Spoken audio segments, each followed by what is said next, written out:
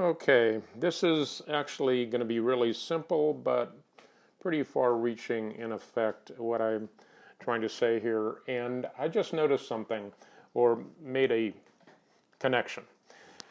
And anybody that follows Qanon would have noticed this recent Q drop, and don't have the number right in front of me, but what it essentially says was, don't let the enemy bait you into date setting so that arrests are going to happen on this certain date, and then you're all disappointed because it doesn't. And not only that, the mainstream media will take that and pretend as if Q said that, because you're interpreting Q to say that arrests are going to happen on a certain date, and then when that doesn't happen, then Q is proven false, is the narrative that they're going to go with. And so Q is actually posting, don't do that, because that just gives the enemy ammunition to divide us and discredit us. And I could not agree more strongly. I've always felt that if any Q post had the effect of date setting, it was primarily used as intended as a tactic to panic the enemy, that they have to protect themselves by doing whatever they think will protect them, and before this date comes. So we know now in recent days that a lot of these Q posts are actually foreshadowing something a year or two later. That's the way it's starting to look.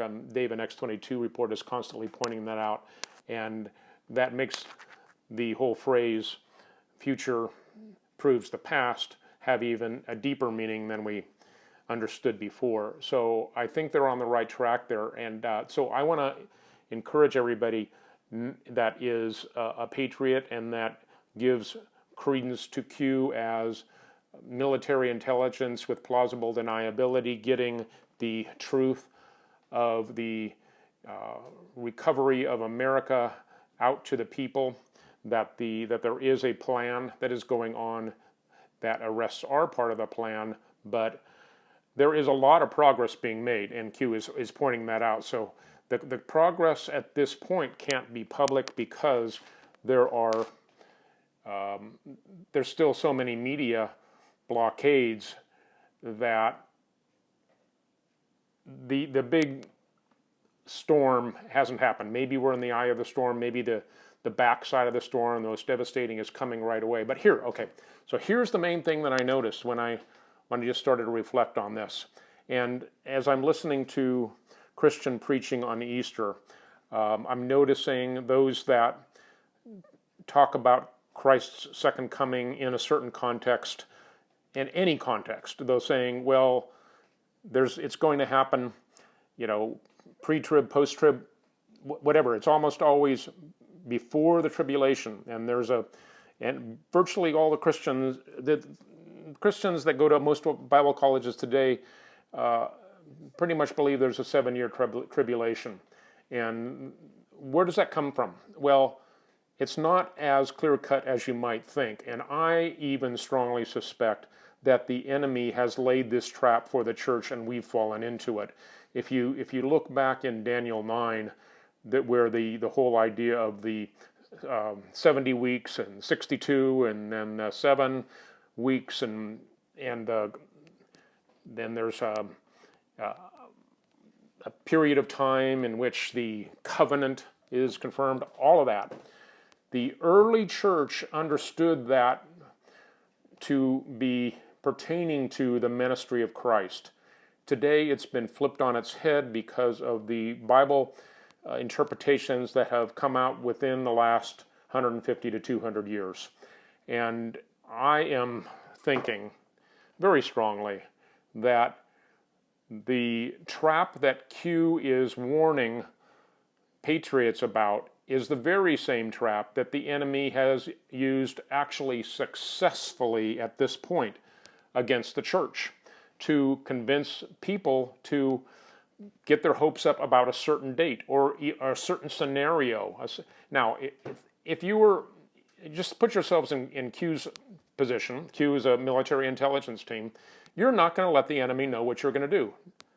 Okay, God's plan, Christ's second coming, is a little bit higher level even than this. So if that's true about Q and what Q would reveal to us, do you think that God, in revealing his plan through the Bible, is going to be allow that for that same allow the enemy to know what he's going to do? I don't think so. I think this is like a massive scaled up operation of Q, what God has given us in the Word regarding the second coming.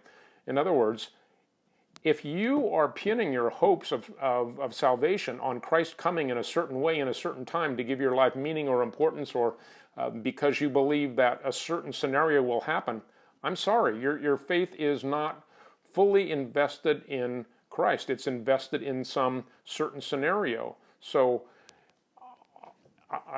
when I was a young Christian in the 1980s, the second coming was a big draw for a lot of people.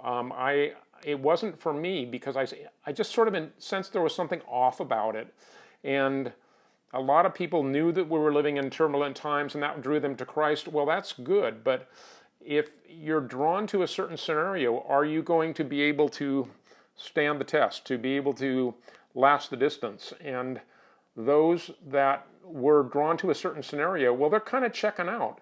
Some aren't, and some are still sticking to the certain type of end time scenario that they believe was taught in Bible school. But ultimately, our hope has to be in Christ himself for our personal salvation.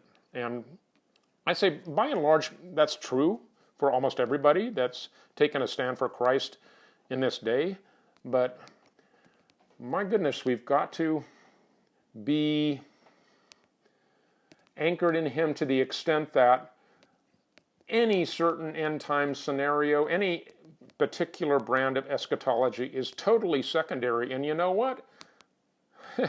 If you can't, if Q isn't revealing himself and what he's going to do to the enemy, I'm pretty certain that God the Father is keeping his plans pretty close to his chest too, and isn't revealing. And you can even find scriptures that outright say that, that nobody knows the time or the hour. People try to figure it out all the time. All I'm saying is don't. God is smarter than Q. And take Q's advice about the second coming of Christ and be found in him no matter what happens. He is the way, the truth, and the life. No man comes to the Father but by him, and it doesn't matter what we have to go through. I mean, that will make a big difference in the how your life plays out, all the things that have to happen. But count the cost, and make sure you've counted the cost as high as possible, and use that, the high price that Christ died for you and that you're willing to go through for him, as a motivation to dig in deeper for his love and his all-sufficiency. Because you know what? I have a feeling we're going to need it. And so we're going to need to draw on everything we've got in him in the days ahead. And that's a good thing, because he's using all things to draw us deeper into him. That's it.